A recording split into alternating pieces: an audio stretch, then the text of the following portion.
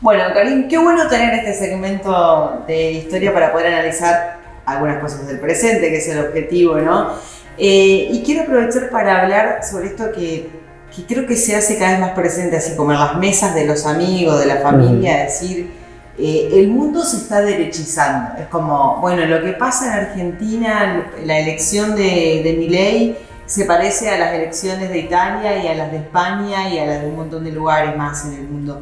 ¿Por qué nos pasa esto de que lo que pasa en un lado pasa en el otro? Bueno, ese fenómeno se llama globalización y el texto sobre el cual vamos a abordar este tema de la globalización es uno de Joachim Hirsch, que le dejamos la imagen acá del texto.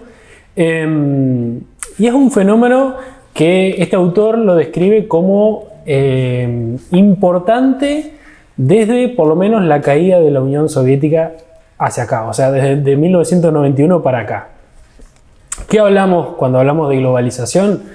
Bueno, en principio se nos podrían venir a la mente un montón de ideas tales como que es el modo en el cual el mundo va a encontrar una mejor manera de relacionarse, esto de un gobierno mundial, la paz mundial, etc. Pero vamos a ver que el autor los cataloga la globalización en 4 categorías, las cuales nos ayudan a entender un poco más la complejidad de este fenómeno de la globalización. Claro, porque globalización para mí es un término que aprendimos en la primaria o en la secundaria, que era eso, cómo los países se relacionaban y cómo las comunicaciones permitían acelerar ese tipo de comunicación o contacto, pero es un poco más complejo. Es más complejo que eso que vimos. Exacto. A ver. En principio, la globalización tiene 4 categorías de análisis, que una es lo técnico, que son justamente estas comunicaciones, las nuevas tecnologías, sobre todo las tecnologías de la información y la comunicación, las famosas TIC que damos a la escuela, y fundamentalmente como ejemplo de este fenómeno es Internet. Internet marcó un antes y un después en cuanto a la posibilidad que tenemos hoy de conectarnos a través de un celular y estar hablando con otra persona que está en China, por ejemplo. Claro. Bueno, esa es una de las categorías de análisis. Y que hace que todo impacte más rápido, ¿no? Exacto. Las comunicaciones se agilizan mucho más. La segunda categoría es lo político, que esto que hablábamos de que la globalización, según Hirsch, se ve de manera más acentuada a partir de la caída de la Unión Soviética, es porque básicamente el mundo polarizado que antes existía, o esta disputa entre dos formas hegemónicas de tratar de organizar a la humanidad, ha desaparecido y solamente quedó Estados Unidos como el gran actor político internacional. Y sobre todo a partir de este momento es en cuando las Naciones Unidas como organismo supranacional empieza a tener un valor un poco más importante en términos de quizá llegar a generar un gobierno mundial, que todavía no existe, pero es como la tendencia. Desde lo ideológico-cultural, que es la otra categoría, vemos la universalización de algunas cosas. Por ejemplo, el valor de la democracia liberal como el único sistema o el mejor sistema a través del cual la humanidad se puede organizar. Esto es importante remarcarlo porque en el siglo XX tuvimos al menos otras 2 experiencias históricas que trataron de organizar a la humanidad. Una son las experiencias fascistas de Italia y Alemania, que podemos hablar algún día sobre eso, y la otra fue la gran experiencia soviética desde 1917 a 1991. Esas otras 2, en conjunto con el capitalismo, se disputaron en algún momento durante el siglo XX cómo era la mejor manera de organizar a la humanidad. Bueno, a partir de 1991, la caída de la Unión Soviética, y posteriormente a la Segunda Guerra Mundial, lo único que ha quedado como idea es la de la democracia liberal como el mejor sistema que podemos llegar a tener para organizarnos. Después, obviamente, otras ideas que han permeado desde lo ideológico-cultural es, por ejemplo, el consumismo, la ropa, las tradiciones de la moda. En cualquier lugar del mundo se termina vistiendo igual. Y hay un fenómeno que antes era muy característico, que acá en este museo se han hecho charlas al respecto de arquitectura comparada entre Europa y la colonia de San José, etc. Bueno, si vemos, todas las tendencias en arquitectura van hacia la uniformización.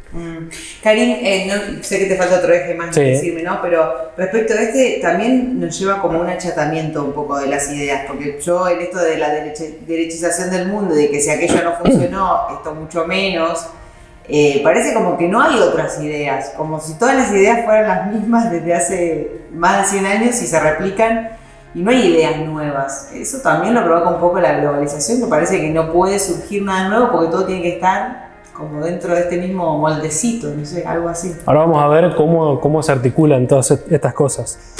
Bueno, finalmente el eje económico, que para mí es uno de los más importantes, tiene que ver con este fenómeno que ha pasado de la liberación de la circulación de mercancías a nivel global, esto de internacionalizar la producción de las empresas. Esto, por ejemplo, se ve en el caso de las automotrices, que, por ejemplo, acá en Argentina ensamblan automóviles, pero que importan partes desde China, desde Brasil, etcétera, y llegan a un lugar en el cual ensamblan el auto ya finalizado. Muy loco, o que una parte de una ropa de determinada marca se cose en un país y la tela se produce en otro, y la marca en realidad es de un país de Europa, pero exacto, la manufactura no es europea, por ejemplo. Exacto. Muy loco. Y conjuntamente con esto, la aparición de las empresas multinacionales como nuevas formas de organizar el capitalismo o el capital a nivel mundial. Entonces, ¿qué pasa con la globalización? Es un cambio en el modelo de acumulación que ha tenido el capitalismo. En el modelo anterior, que es el que viene a reemplazar por crisis, digamos, la globalización, era el modelo fordista o el modelo del estado de bienestar. El eje de acumulación en ese modelo estaba centrado en el mercado interno. Es toda esta etapa del estado de bienestar que nosotros conocemos, en la que se amplían derechos, el Estado toma un rol importante en la economía, etc. Bueno, ahí lo que hacen los estados nacionales es cuidar la economía del mercado interno y asegurarse que esa sea la base de acumulación. En la globalización es al revés. El eje de acumulación empieza a ser el mercado internacional, y por eso la circulación de mercancías tiene que ser lo más libre posible. Y por eso empiezan a existir las empresas multinacionales. El capital va y viene de los distintos países. Hoy lo que está planteado en Argentina es abrirse totalmente y ser absolutamente permeable a este sistema, a las multinacionales. Exacto. Pero es un fenómeno que se viene desarrollando, por lo menos en el mundo, y es de lo que habla Hirsch. Él lo toma con fuerza desde 1990 para acá, pero desde el 76, por lo menos estructuralmente, la Argentina tiene un modelo de acumulación que está centrado en el mercado externo, no en el mercado interno. Está centrado en el mercado internacional y no en el interno. Bien, aunque nosotros o durante mucho tiempo se haya sostenido el discurso de protección de la industria nacional y todo esto que escuchábamos. Lo que pasa es que para eso hay interrupciones a este modelo estructural que no han tenido la fuerza suficiente para quebrar el modelo de acumulación.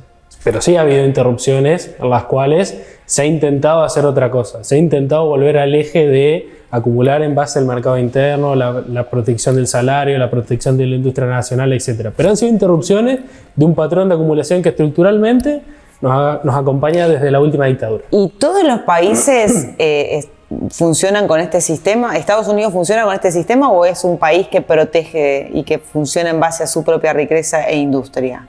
Estados Unidos ha desarrollado otro tipo de política económica en la cual, si uno, qué sé yo, por ejemplo, me acuerdo que en el caso del macrismo el tema era cómo le podemos vender limones. Bueno, la disputa por la venta de limones era la disputa por las barreras arancelarias para acceder al mercado de Estados Unidos. Claro. Pero pensemos que el mercado de Estados Unidos, solamente el mercado interno, son 400 millones de personas.